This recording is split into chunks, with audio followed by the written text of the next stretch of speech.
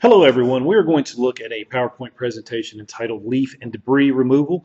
It has been approved by the North Carolina Landscape Contractors Licensing Board and is given the number of CEL 399. It's a PowerPoint that I put together based on mainly life experiences and also the textbook here that you see by David Hensley. But part of our business, especially in the younger days of the business, was landscape management. It was mowing, it was leaf removal, it was pruning, it was taking care of the entire properties, as most of you do. And we kind of had a great system using the Walker mowers here, as that you see on here. My father was actually the first owner of a Walker GHS system in North Carolina. He bought it directly from Levon, if you guys remember Levon, and he was actually offered a dealership, but he decided not to do that. But he bought the first Walker, and he's bought many Walkers since then. And actually, I talked to him a little bit yesterday, and he said he's planning on buying at least one more new Walker to kind of finish out his career. He said, I will at least have one brand new one before I retire or give it up completely. But it is a machine that I love. It is perfect for leaf removal. It's perfect for grass cutting. And don't get me wrong, I love other mowers, but this is probably one of my favorites. It was one of the first mowers that I learned to drive, other than the John Deere 945. The John Deere 945 was actually the first lawn mower that I actually used, because Dad did at one time have a John Deere dealership with a feed and seed store that he had. So we will go ahead and get started with leaf and debris removal. It's probably going to be one of the shortest lectures you ever see me discuss for the landscape board. So hopefully we'll keep it around 45, 50 minutes, and that way you guys can take the 10-question quiz that is on Moodle for you. So leaf and debris removal. Part of your fall and or spring cleanup can be the leaf removal, and I'll be kind of honest with you, and I'll tell you how we're accustomed to doing it. And again, guys, I know that you guys are experts in your field. You wouldn't be licensed landscape contractors.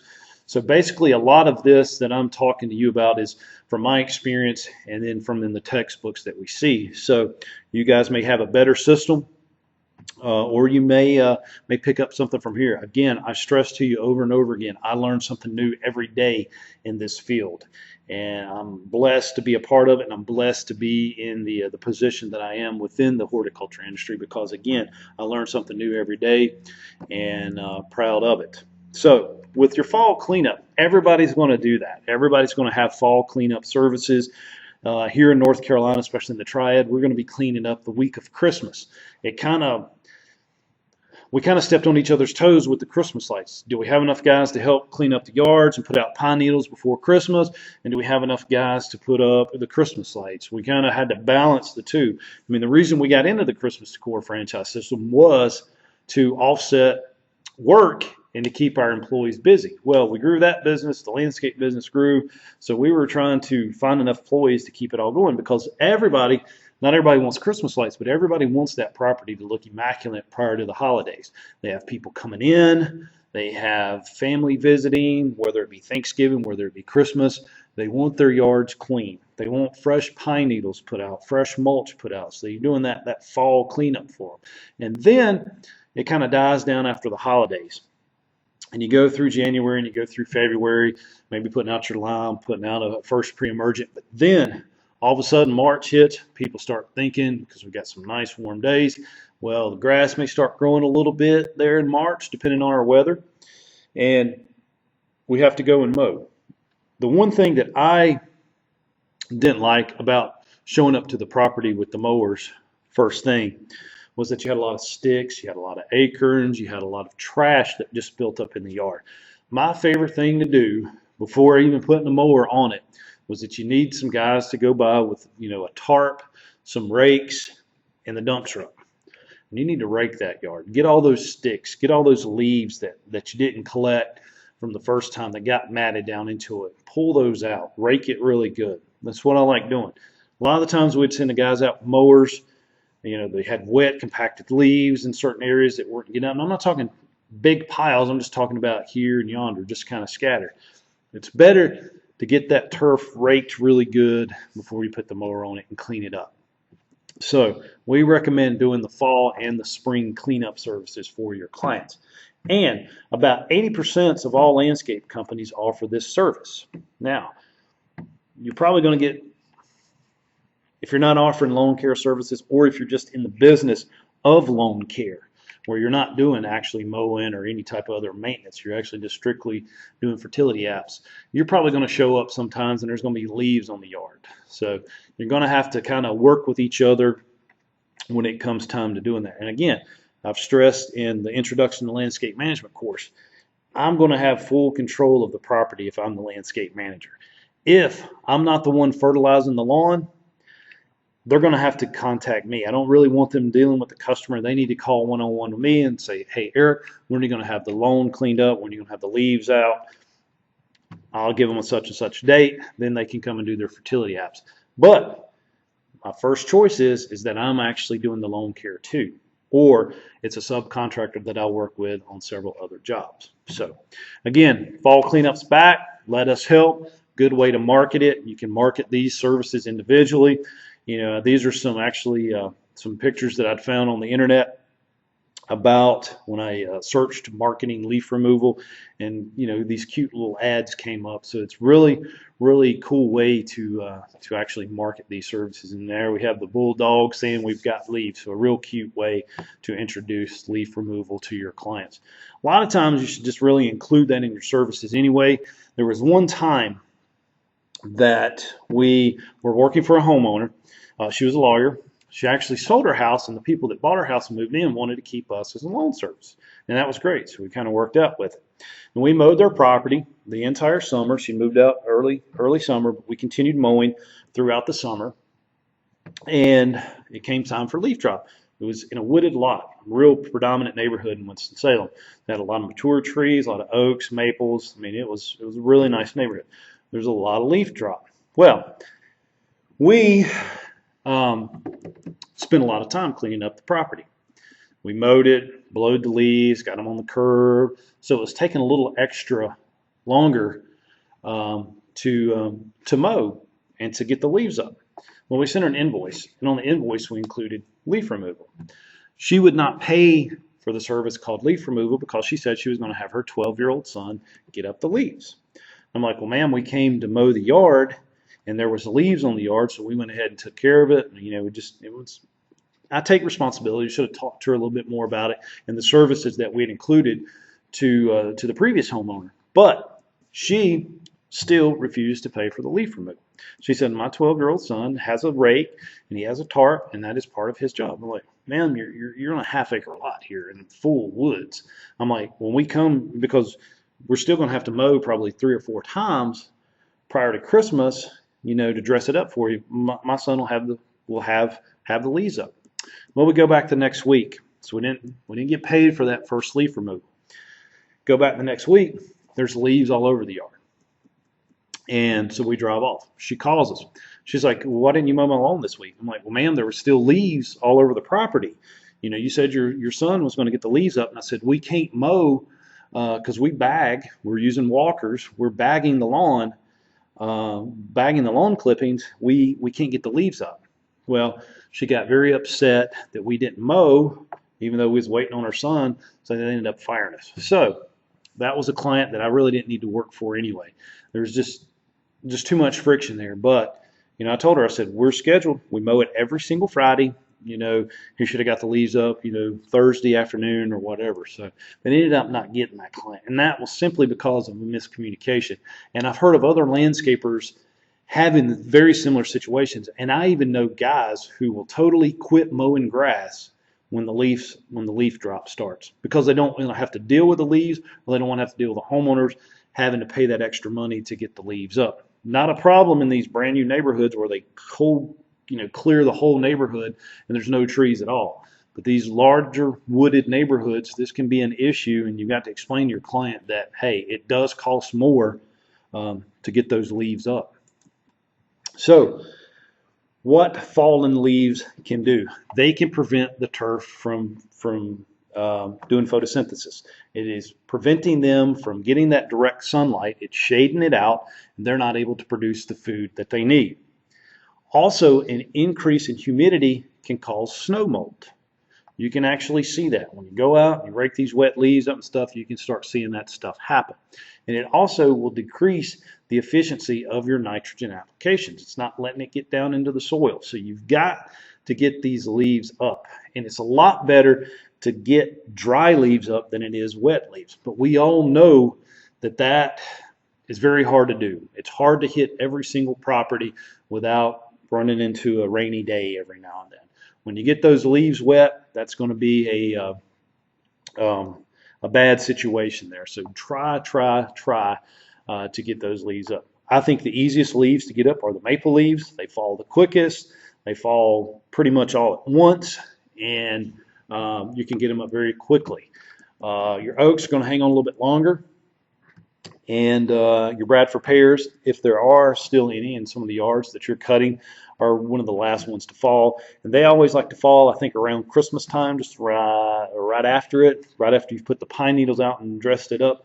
Boom, then your Bradford pears will drop their leaves. So, but these are some things that the fallen leaves can damage your turf. And I know these are a couple of your quiz questions on the Moodle site once you finish this lecture. So just remember that. And also, guys, when you are taking your Moodle quizzes, I do the quiz because the board wants me to, and basically what that is like a roll call. You have to really sit and watch these lectures to get some of the test questions. And you know, you are supposed to score 70 or above for me to issue you the proof of attendance, like if you were taking the state exam. So you can take that as many times as you need. So really watch the lectures. You know, screenshot the slides that you think are worth keeping, or that you may think is a test question to actually go and take your quizzes. But with leaf and debris removal, what you can or cannot do with your leaves. Well, you can place them on the curb for pickup. You can in Winston-Salem. Some municipalities may or may not allow you to do that. So you can actually blow the turf off with backpack blowers, blow it to the street, especially if you know the pickup days that the city is going to provide. And of course, there is no burning of the leaves in the city limits. Luckily, I live out in the country, and that's what we do. I blow it on my gravel driveway, and I burn the leaves every single year. And then there is no dumping in the landfill unless specifically for yard waste. We would pretty much collect all of our leaves, especially at the retirement home that we took care of for 18 years. We would bag everything with walkers.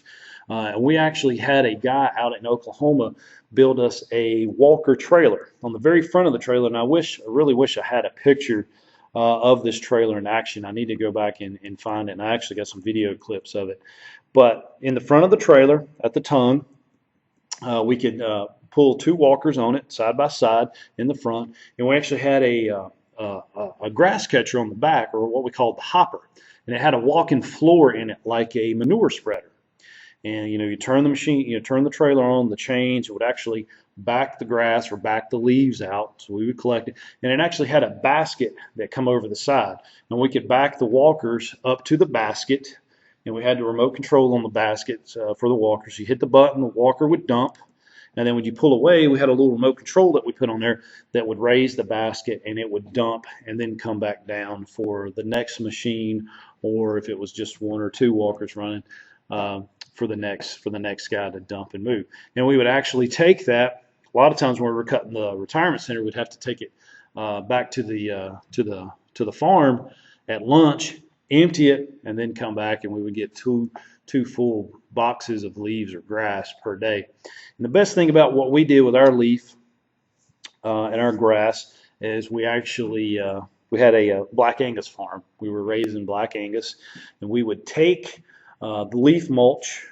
If we were getting our leaves up, we would take back, dump the leaves. We would clean out the barn with the cow manure and mix it in with the leaves. We would actually mix in some of the grass. We would mix in grass that would have been fertilized. But if we were sure enough that the grass was safe to feed the cattle, we would actually feed our Black Angus cattle with the trailer that we would bring home full of grass. So we had a really good recycling system. And when I was in undergraduate school, my professors actually thought that was the neatest thing when I presented a presentation about what we did with our grass clippings, because we had the debate: is it better to catch our clippings or not to catch our clippings? And of course, a lot of people are against catching your grass clippings. I'm all for it. I'm not going to get into why I'm into it, but I'm just into to collecting the grass clippings primarily for that reason why we did it. And I think it just actually makes the yard look a little bit better. But we had a place to do it. I understand why people do not collect grass. I mean, it's a lot easier not to have to handle the grass. But you know, if you have sites that actually allow you to dump the grass clippings, I highly recommend it. I know they say you're not returning nutrients to the soil and everything, but I think aesthetically the grass just looks better when you do bag the clippings. It saves time on weed eating. It saves time on running the backpack blowers. You know, your guys are not slinging the grass across the patios, across the sidewalks, across the driveways or any of that. So my little bit of personal taste there. So in your leaf removal plan, and again, I like including this with my landscape management plans that I build for my customers. You got to consider the following. You got to consider the volume of leaves, and you know pretty much off life experiences, guys, how long it's going to take to clean up a property. You're going to know the pretty much how long it's going to take, the amount of time, how many times you're going to have to do it, and the labor that's involved. And here we see 4 guys that are running 4 backpack blowers. I mean, you can get a lot done with 4 guys running backpacks like this. The equipment needed. I mean, in all actuality, all you really do need is some backpack blowers if you're allowed to put the leaves on the street. If you're having to haul them off, then you got to look at the dump truck. You've got to look at a vacuum system, get it up in a dump truck. We actually had one of those too. We actually built a nice box on a dump truck that we specifically used just for leaf removal. We could take the boxes off if we needed to, and we'd use it for pruning and stuff like that in early winter and the summertime. But we pretty much kept the leaf box on it pretty much most of the year, except when we were pruning. And we had a tow behind leaf vacuum that would actually blow it into the box. So we run that with the Walker trailer that we had. Budget constraints. You know, how much is it going to cost? Again, remember what happened to me with that client who thought her 12-year-old son could do what 4 or 5 guys really needed to do based on the number of leaves that she had. I'm sorry, the 12-year-old son with a leaf rake and tarp could not do what our crews could have done in a couple of hours. I mean, it would have took him, a week to remove just 1 day's worth of leaf removal on that property based on the number of trees she had. So always consider each of these, the volume of leaves, the amount of time that it's going to take, the labor that's involved, and the equipment that is needed. And budget restraints again, guys. People, they're getting a little picky at the end of the season, the growing season. They've got Christmas coming up, so they're trying to save for Christmas. They don't really want a big leaf removal bill sometime in November when they know the holidays are coming up. But again, it's something that you got to talk to them about. We never made that mistake again. We always talk to the clients. Hey, do you want us to get leaf removal up? It's going to be more than actually mowing the yard. And 9 times out of 10, we're going to mow it while we're getting the leaves up. So you're going to have a couple guys blowing out your shrub beds, blowing off the patios, getting all those leaves out into the grass so we could use the walkers, suck up the leaves, and we're mowing the grass at the same time. So we're charging them for a mowing, and then we're charging them extra to actually get the leaves up.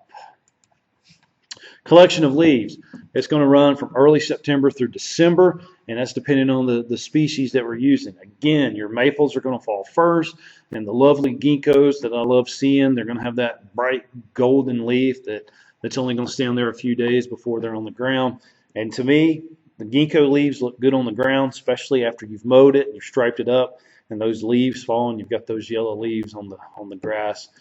You can't beat that. Your oaks, they're going to fall, shortly after your maples, except like your pin oaks, they're going to stay on pretty pretty lengthy throughout the year. Pin oaks and the Bradford pears are going to hang on the longest.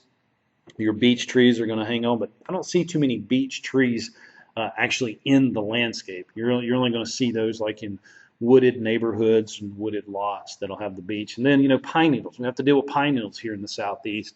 And, it's good to have those on the property. I mean, you can rake them up and reuse them and sprinkle them underneath the trees. But when they get down into the turf, you've got to actually keep those pine needles off the turf. And again, add the mowing visits to cover leaf removal. And what we would do sometimes, that's why I like having 36 mowing visits, because those last 4 could be used in conjunction with charging extra to get up the leaf for your clients.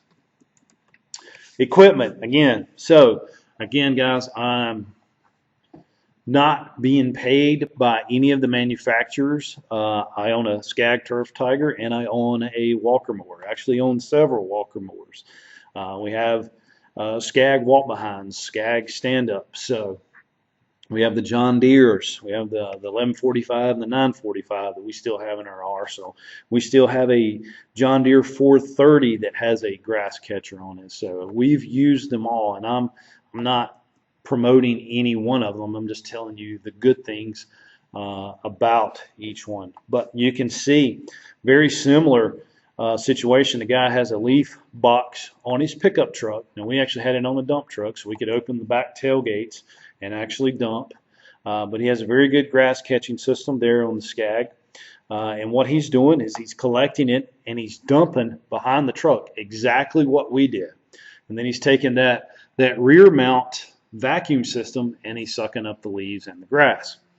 Same way we did it with the walkers here. And again, I love the walker and the stripes that it makes in somebody's yard. Very good at getting up the leaf. Now it gets a little tricky if you go 2 weeks, 3 weeks, and you've got that leaf drop. But if you're hitting it, at least once a week, maybe sometimes twice a week, cleaning up the leaves, the walker does a really, really good job of getting up those leaves for you. And plus, I love the striping that the walker mower does. But when you do purchase your equipment, make sure that you can multitask it. I mean, you see the Turf Tiger here. It does have the bagger that you can put on top. And then with the walker, it's got the grass handling system. You can get it without the box, but I would always get it with the box on it. And actually, again, I love bagging the grass, and I'll always be that way. Again, that gets to be a discussion that we're not going to talk about in this lecture, because that can go on and on and on. Because there's good and bad about both. I can see that. But here we have a grass catcher, very similar to the Skag that we just saw before. That's your typical grass catcher. The gentleman here has got 2 of them that he pulls around on his trailer. Your vacuum collectors, not really what we're going to use. If we do use this, I recommend using it like in the shrubbery. Leaves get down in the shrubs. You can actually take one of these collectors and actually run it over your shrubs, even maybe corners of the sidewalk or the patios. Instead of actually going back there and blowing it, you can take something like this back here and do it. I wouldn't recommend doing it on the yard, but it's very practical for homeowners possibly to have one of these. But in our business, what we do, cleaning up the shrub beds, and cleaning out the actual plant material, this would be something good for it. Equipment, the sweepers. Again, you're probably going to see this mainly on golf courses, possibly some large office complexes. I doubt very few landscapers actually have these. You see the homeowner edition up here with the John Deere. So the homeowners would have that, and then like your large athletic fields, golf courses and whatnot would have the sweepers. Blowers, again, possibly one of the tools that we have to have in this industry. And as you can see here on the right, we've got 3 guys running backpacks, and they're actually blowing the leaves to the street. And whether or not the city comes and collects those or not, you know, you may have a vacuum system on the back of a truck, which you could drive along and actually pick them up yourselves. As you can see here, it is a commercial property. It is in a heavy wooded area. So the bad thing is, blowing these leaves out to the street, you're going to have cars that are going to come by. They're going to push the leaves back up into the turf. They're going to get in the street, on the sidewalks. People could slip and fall again. But again, it's raining here, so the water will actually help hold those leaves in place. But these guys are working hard, and they're moving a lot of leaves very quickly with the 3 backpacks. And even your push-behind blowers, which I recommend having, especially for large properties, is good for blowing these leaves up in big piles and actually bringing your truck, your leaf loader truck in there to actually get these up. Vacuums. Again, we didn't have a rear mount. We actually had a tow behind that would actually pull behind the dump truck. And we actually had a tube that went into the dump truck, and we would vacuum the leaves up just like this gentleman is here. And this is a good way to get rid of the leaves. You can have guys out there with your backpacks taking the leaves, pushing them out to the street, and having one guy out here that pretty much runs the hose all day long. And as you can see here, he's purchased a multi-use piece of equipment. He's bought a trailer that he's built this box that would come off at the end of leaf season, and he's got a dump trailer that he can use for pruning or that he can use for mulch. So this is a very good way to handle your leaves. A very good way. Mulching leaves into the turf. It's not for every site. It can eliminate revenue. Now let's go back to not for every site. There are going to be homeowners that are going to say, no way, Jose, you're going to vacuum my property. That's just what we want. Bad thing is, see this little debris here that it leaves when you're starting to mulch it. Some people just refuse to have that. They want it absolutely immaculate. So your high-end residential, they're going to want their turfs. They're going to want it back. Your lower income property, and I'm not saying lower income, but maybe middle class people, they may or may not care as much about this. And definitely if you're cutting like apartments or anything like that, Section 8 apartments, they're probably just going to be happy with it being mulched because they don't want to pay the extra price to get the turf vacuumed. But when you do bag and when you do get the leaves up, you can charge more. You're not chewing the leaves up, leaving it in the grass. You're actually hauling the leaves off, taking it and recycling it, or taking it to a landscape landfill. You're able to charge for this. So the bad thing about not collecting your clippings and your leaves is that you're losing money, and we all want to make money. And then, like I said, the high-end clients will not accept having the leaves chewed up and put back into the turf just for that simple brown, what I call the droppings that it actually leaves. And then thin turf from shade cannot withstand the stress of mulching. It needs that aeration. It needs that sunlight to get down in there. And when you put this debris on top of it, it's just creating more shade for it. And it's not going to be healthy for the turf. So, reducing landscape debris. With turf, proper fertilization and irrigation and mowing can reduce excess clippings. So like that's saying, proper. How many times do we take over a property that has poor stand of grass, that has a good irrigation system in place, who has a lawn care company that has been taking care of their yard, but they're not doing it correctly. They're not doing it proper. But proper fertilization, proper irrigation, and proper mowing will reduce excess clippings. Just like good, healthy stand of grass helps reduce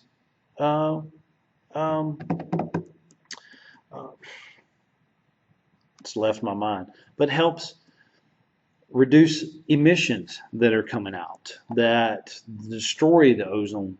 Grass is one of the perfect things that helps reduce our carbon monoxide. Look at the actual square square inches or square surface of the blades of the grass and what it does for our environment. Good, healthy, beautiful grass is much more better for the environment than a poor, weakly lawn. So the proper fertilization and irrigation is actually doing wonders for the environment instead of people saying that grass is harming it. Grass cycling, the not bagging of clippings, reduces time, debris, and recycles the nitrogen. And again, I'm not going to get into the discussion of that. I see both sides. I prefer to bag it, but I can see some points of returning the clippings. For trees and shrubs, proper selection eliminates pruning to maintain too big of a plants in the small spaces. Proper fertilization and management reduces excessive growth. Allowing the plants to grow in their natural shape reduces pruning. And then controlling weeds reduces competition and labor. And then shredding and chipping the debris on site for mulch reduces the handling and the hauling. Now,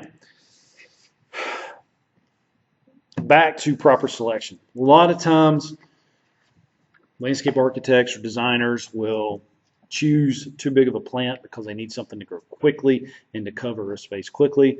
And then years down the road, not even years, maybe a couple, the plant's way too big. You've got to pick it or replace these plants, guys, that will actually eliminate some of this pruning. And then pruning by hand and letting it grow to their natural shape is going to reduce the clippings. I learned to prune from my mother and my aunt, who were probably two of the best pruners I'd ever met. They had never, ever touched a gas-powered shears. It was all done with Corona bypass pruners. And when they left the site, it looked like they'd never been there. The shrubs still had their natural growing habit. And the only thing you could tell is that they were basically given a small haircut, reduced the size a little bit, but it was like they had never been there.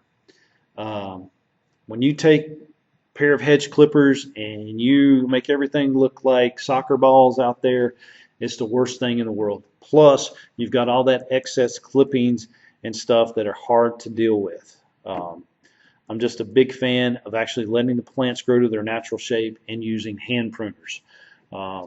Very, very few times do we use hedge clippers. We prune by hand.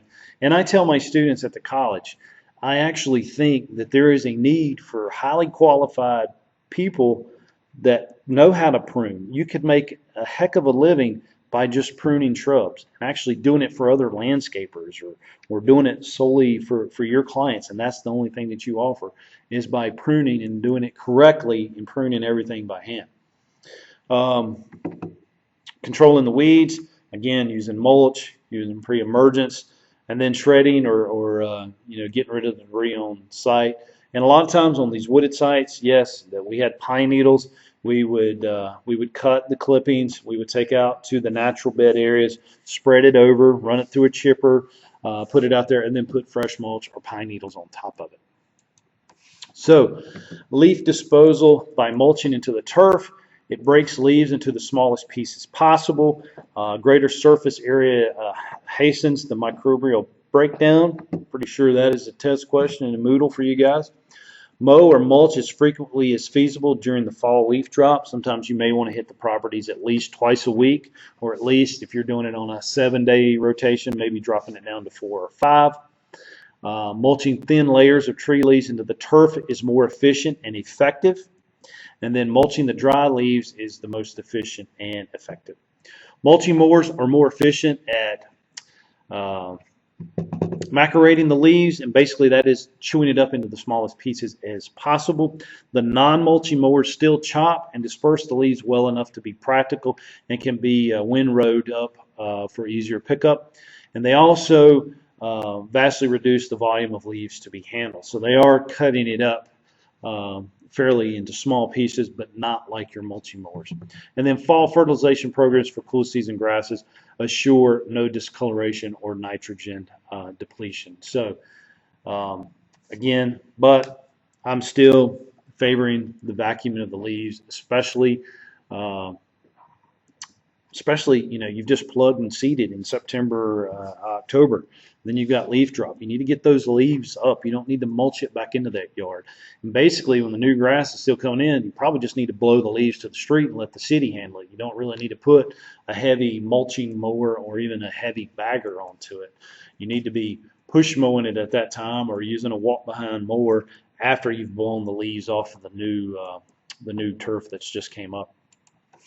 Disposal sites: 18 to 20% of solid waste is from landscape debris.